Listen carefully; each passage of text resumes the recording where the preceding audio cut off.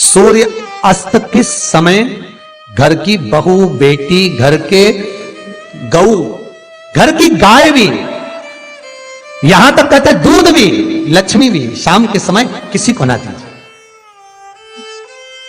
बहू बेटी भी किसी के शाम के समय ना जाए। हमारे घर की लक्ष्मी हमारे घर में रहे।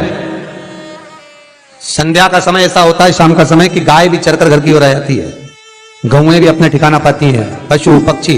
पर एक आज का फैशन ऐसा हो गया राम, ये बेटियां, ये बहुएं अपनी सहेली को फोन लगाकर कहती हैं कितनी बजे चलेगी? 5:30 तक चलते हैं शाम के समय। आओ ठीक है।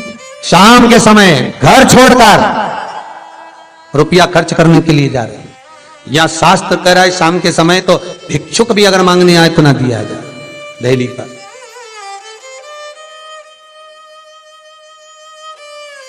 घर की लक्ष्मी, घर की बेटियां, घर की बहुएं घर में स्थिर हो, घर में स्थिर।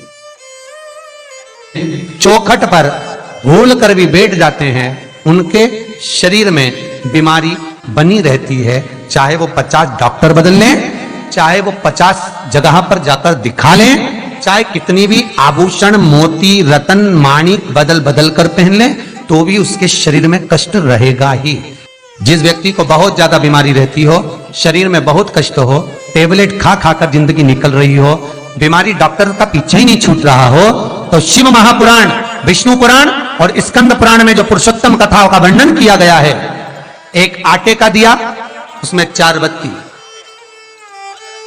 आटे के दिए में 4 बत्ती रखें, तिल्ली का तेल डाल लें, थोड़ा सा उसमें सरसों का तेल डालें।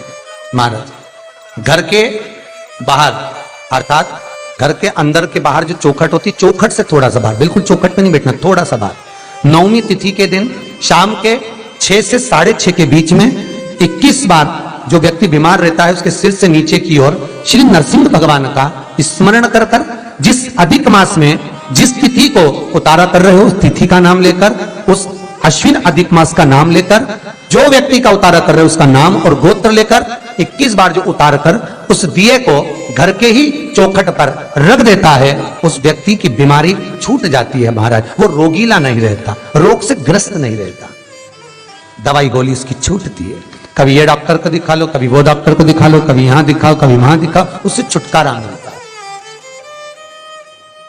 9वीं तिथि चाहे शुक्ल पक्ष की हो चाहे कृष्ण पक्ष की हो, की रात्रि के 12 बजे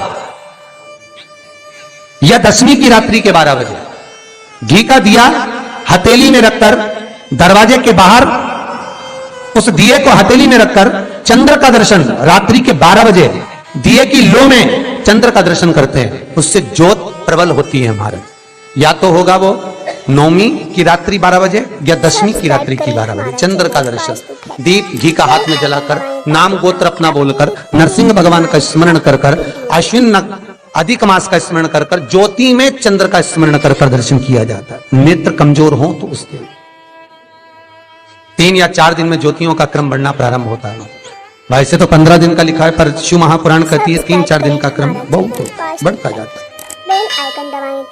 प्रबलता की हिंदू धर्म में शास्त्र प्रमाणित करता है महाराज, तुलसी का दल, बेलपत्र, दुर्वा, शमी का पत्र अगर नख से तोड़ दिया जाए तो भगवान को समर्पित नहीं हो। शिव महापुराण तो यहां तक कहती है कि कोई से भी महीने में, कोई सी भी घड़ी में, कोई से भी पल में अगर आपने नख से कोई सामग्री तोड़कर भगवान को समर्पित करी है, भगवान उसको स्वीकार नहीं करता, स्वीकार नहीं करेगा।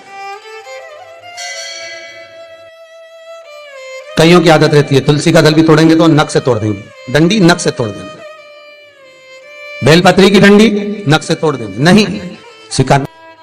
दुख है, तकलीफ है, नौकरी नहीं लग रही, सर्विस नहीं लग रही, व्यापार नहीं चल रहा, पैसा नहीं आ रहा, मानसिक टेंशन बना हुआ, कुछ हो ही नहीं रहा, तो क्यों भटक रहे हो?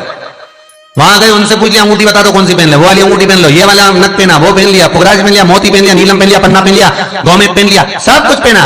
अब एक बार सब कुछ पहन लिया, सारे तरह के कपड़े बदल लिए, सारे बाबा जोगी बदल लिए, सारे देवता बदल लिए, घर की डिजाइन बदल ली, बाथरूम इधर का इधर बना दिया, सीढ़ी तोड़कर इधर लगा दी, पानी का टैंक उधर बना लिया, सारी दुनिया में घूम आए, उसके बाद भी सुख नहीं मिला, तो एक बार शिवरात्रि का भी उपाय कर देखना। शायद मुझे उम्मीद है जिंदगी भर तो दुख झेलोगे नहीं, सुख इतना झेलोगे, सुख का अनुभव इतना होगा कि दुख कहां गया मालूम ही नहीं पड़ेगा। जी मुझे उम्मीद है, मेरे विश्वनाथ की कृपा अगर हो गई, बस उसका अनुमोदन करो, उसका स्मरण। 5 बेर बोर जो खाते हैं